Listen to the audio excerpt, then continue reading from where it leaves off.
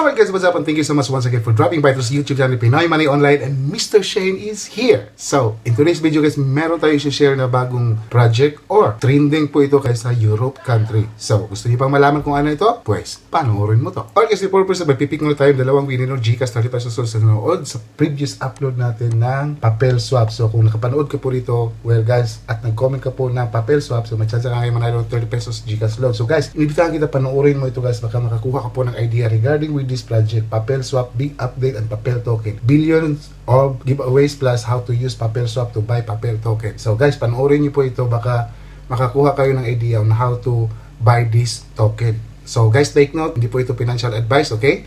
So this time, let's start to pick the first winner.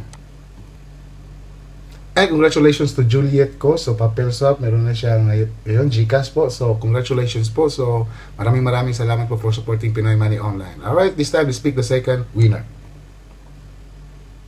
And congratulations to Clyde Fernandez. So meron na siyang papel swap, meron na siya GCash dito. Alright, so congratulations po, and thank you so much for supporting Pinoy Money Online. Alright, so guys, this time let's jump up to the video.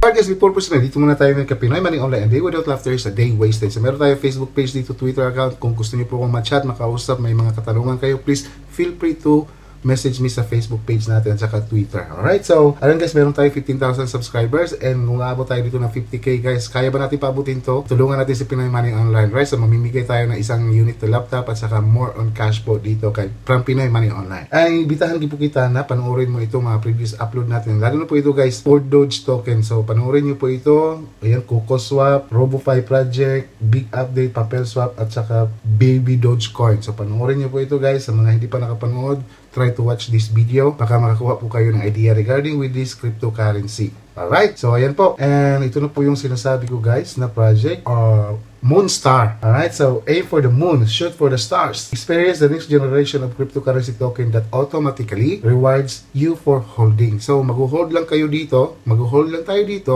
meron tayong matatanggap na reward. Mamaya po, tatalakayin natin kung paano tayo makakatanggap. So ito po yung smart contract address po niya. Ayan, so pwede tayong bumili ng Moonstar sa pancakeswap. Alright, so ayan po, before we proceed to buying po, explain muna natin yung website po nila. So safe, how is safe? Moonstar.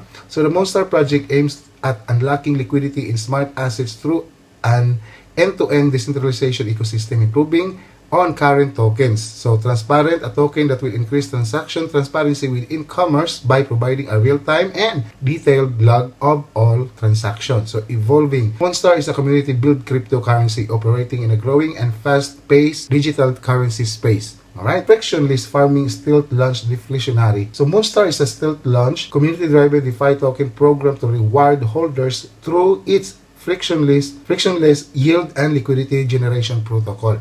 Okay, so ito po, 10% tax on every transaction. So 10% every transaction, every buy natin or every send natin, so meron 10%.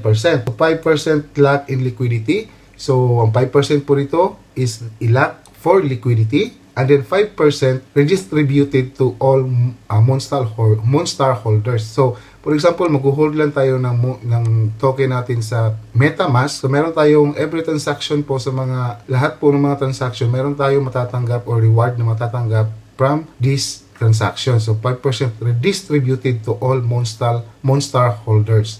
So bibigay po sa atin ng libre. Okay, para na tayong nag-i-stake ba. So resources, so meron itong technical audit. So, meron din technical audit. So, pwede natin mabasa itong technical audit. So, kayo na po bahala mag-explore nitong technical audit dito para ano po.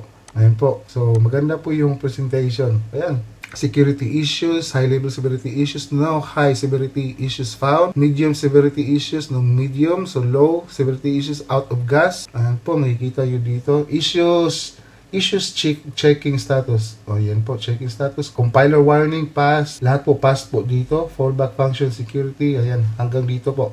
21. DOS with revert, pass po lahat. So, nakapass po. Private user data leak, pass. Ayan po. So, ito po yung audit report. Okay? Bisitahin nyo lang po ito para malaman nyo po kung paano po ito gagawin or paano ba ito ang kalakaran dito sa Moonstar. Alright? So, white paper din. Meron ding white paper. So, pwede nyo rin po siyang basahin para magka-idea pa kayo regarding with this project. Okay? So, ayan. Token values, abstract. Maganda po presentation nila. So, kayo na po bahala mag-explore dito regarding with this project. Alright? So, ayan. So, paano ba tayo makakabili? Okay, so, paano makakabili? Instruction po dito, how to purchase Moonstar. Download MetaMask or Trust Wallet application. So, kung web-based ka po, pwede nyo pong i-install yung MetaMask dito sa extension. Okay, so, purchase Binance tokens or BNB and send them to your MetaMask or Trust Wallet. Okay, so take note guys, this is a Binance Smart Chain, okay? Rather in Binance Smart Chain. So on the homepage of Moonstar token, so click on Purchase Token button. This will open a D-app exchange called PancakeSwap, okay? So ito po, tinatawag na PancakeSwap, ayan. So, ayan po, tinatawag na PancakeSwap. Okay, so ayan po, Moonstar. So, another, and then a pop-up will open, click bus, I understand, and then load Moonstar into PancakeSwap. So make sure your MetaMask wallet or Trust wallet is synced with PancakeSwap. So make sure, set the amount of Moonstar you will like to purchase and set slippage to 11%. So for example here, set natin ito yung, kasi version 2 po ito. So set natin yung dito sa slippage, set natin itong into 11%. Okay, ayan, so set natin into 11%. Ayan, so pag na-set na yan, okay na yan. So, Moonstar dito, hanapin nyo lang yung Moonstar dito.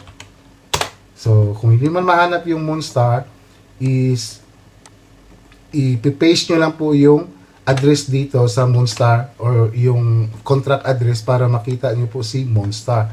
So, for example, ganito po, gagawin nyo, copy nyo po itong address, balik kayo dito sa PancakeSwap. Ayan, so lalabas si Moonstar, so click nyo na po yung import. Okay, so click nyo po yung I understand. Ayan po. So, meron na tayong Moonstar dito. For example, kasi wala nang laman kasi nakabili na ako ng mga token, no? So, wala na laman yung ano ko. Kunti na lang yung BNB ko. So, for example, bibili ka ng 0.1 na BNB or ng Moonstar. So, ito po yung matatanggap mo ng Moonstar. Okay, dito sa PancakeSwap. So, kung mahirapan ka po dito bumili, guys, so don't worry. Kasi po, si Moonstar is listed po dito sa COINTIGER. Okay?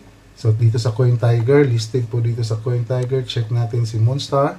So, you can buy Moonstar dito po sa COINTIGER. Okay? Ayan. So, check natin si Moonstar. Ayan. So, tradable si Moonstar dito against TCH, Moonstar against SUSDT. Ayan po. So, ayan. For example, TCH. Sa TCH ka po. Bibili ka po ng TCH dito sa COINTIGER. Ay, yung TCH pala is Tiger Cash. Yan po yung, just like BNB, merong BNB, Binance token. So, meron din pong COINTIGER token. So, ayan po yung price ngayon, movement ni Moonstar. At saka, also available po si Moonstar dito sa BITMART. So, sure kasi guys, ito po yung trade ngayon. Kanina pa lang umaga, 11 o'clock, umabot pala si, tawag nito, si PAPEL token ng 696 or 700, umabot po siya ng 700 cents po. So, yan po yung update sa PAPEL token dito sa BITMART. Makakabili ka dito sa BITMART ng PAPEL token at saka yung Moonstar. Okay, so check natin yung Moonstar. Ayan po. Moonstar USDT. Ayan, Moonstar USDT. Ayan po, against USDT. So, yan po, pag meron kang USDT dito sa Moonstar, sa BITMART, pwede kang bumili ng Moonstar. So, i-load mo lang, bibili ka ng USDT. So, for example, paano bumili ng USDT? So, sa Binance po, kung gusto mo nyo pong gamitin ng Binance pagbili ng USDT, pwede po direct. Gamit yung GCash, PAYMAYA, at saka COINS.PH or bank po ninyo. So, pwede po kayong bumili ng USDT sa Binance, tapos isi-send nyo po dito sa BITMART to buy Moonstar. Okay? So, kung hindi naman mahirapan po kayo, pwede naman po kayong, kung easy sa inyo ang XRP, okay naman din po. XRP going here, and then, for example, meron ka XRP sa COINS.PH, and then, send mo dito sa BITMART, and then, yung XRP mo, i-sell mo ng USDT. So pag meron ka ng USDT, so pwede ka nang bumili ng Moonstar. Ayan po, maganda po yung movement ng price ng Moonstar. So if you want to trade daily, so you better research din po. So by the way guys, this is not a financial advice, okay? I'm just sharing you my idea or some idea regarding sa cryptocurrency. Pwede ka talagang kumita sa cryptocurrency just like me. Kumikita ako sa cryptocurrency. Kailangan mo lang talaga ng deep research to be able to understand more regarding with this investment, okay? So ayan po. And available siya dito sa BITMART, COINTIGER, ayan, sa COINTIGER. So kung okay po yung COINTIGER gamitin din po, okay din po yung BITMART. They are just like Binance exchanger. So kaya lang sa Binance walang Moonstar, walang PAPEL token. So available sila dito sa BITMART at saka sa COINTIGER. Alright, so sana po nag-gets niyo po kung paano po yung magbili. Okay, so for example dito kung pancakeswap yung gamit mo or itong decentralized exchange gamit mo, so kung marunong ka gumamit nito, so pwede ka rin bumili po dito. Alright, so ayan po. So dito sa Moonstar, ito po yun. As seen, ayan po. Makikita nyo dito, BITMART, sa CoinMarketCap, ayan. Sa CoinMarketCap, listed po siya, number 3,454, yung pong ranking po niya. So, ayan po. And of course, ito po guys, trending po ito kahapon sa Europe. So, check out the last week. Ito po yung sa CoinMarketCap, okay? Based on CoinMarketCap. Check out the last week's top trending tokens in Europe. Last week. So, and then, add them to your portfolio and have the latest price movements daily. So last week po, ito po yun. So the other day, trending pa rin siya sa US market, itong si Moonstar. So as you can see, Moonstar is nasa top 3. So last week, trending po siya sa Europe. And then, pwede nating, ayan, ito po yung mga 10 trending sa Europe, weekly report. Last week po ito, ayan. So Moonstar, top 3 pa rin si Moonstar. So hindi nawawala si Moonstar kahit na maliit pa yung presyo niya. So, hindi pa bumuboom. Still, top 3 pa rin siya sa research, sa search po dito sa CoinMarketCap. So, maraming interested talaga dito sa Moonstar. So, actually, bagong-bago pa lang na project po ito. So, maraming interested din dito sa project na ito. So, malay natin, hindi natin alam. So, for me guys, regarding with this meme coin, and aside from Shiba Inu, so for me, if you want to buy meme coin or meme coin, hold nyo lang po, just like ito po idea. Just like what happened 2017. Bumili ako ng Dogecoin. Okay? Thousands of pieces of Dogecoin. And then, maraming nagbabash. Okay? Maraming nagbabash. That is a joke coin only. Walang magiging zero yan, magiging X yan. Wala po yung halaga in the future. But look at Dogecoin now. Okay? So, Dogecoin, umabot po siya nung April ng almost $1 na po. So ayan, mas malaki po yung nakinita ko kay Dogecoin kasi po nag-hold po ako ng Dogecoin almost 5 years na po.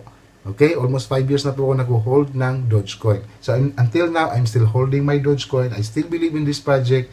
So kahit na maraming bashers, so hindi pa rin ako nagpapadala sa kanila. Wala akong pakialam kung magiging zero man yan. At least nakabili ako. Tapos nakapag-profit naman ako ng konti or ayan po. So, I'm still holding some of my Dogecoin. Hindi ko pa siya binibenta. I'm still waiting for the time na aakyat pa ito ng presyo. Kahit na another 5 years, walang problema. So, yan po yung masasuggest ko. If you want to hold, so, if you want to buy cryptocurrencies, lalo na sa mga meme coin, hold nyo lang po. Don't expect to be rich fast. So, ano nyo lang, hold nyo lang. Malay natin, 2 to 3 years, 4 years, 5 years, aakyat po talaga ng presyo na yan. For example, may millions of pieces ka tapos kahit na 1 peso lang na nabili, kahit na 1 peso lang yung price tapos million ang nabili mo. So imagine that just waiting, di ba, tinago mo lang siya, inipon mo lang yung coin mo tapos biglang naging 1 peso tapos nakabili ka ng 50 million pieces of this coin, Moonstar for example. So, ayan po, nagiging milyonaryo ka in just in a few years, di ba? So, hindi natin alam. So, hindi natin alam talaga ang nangyayari, but we have to research more first before we invest into cryptocurrency. So, kailangan po talaga nating mag-research, mag-update palagi regarding sa mga news and mga update pa dito sa mga projects ng mga cryptocurrency.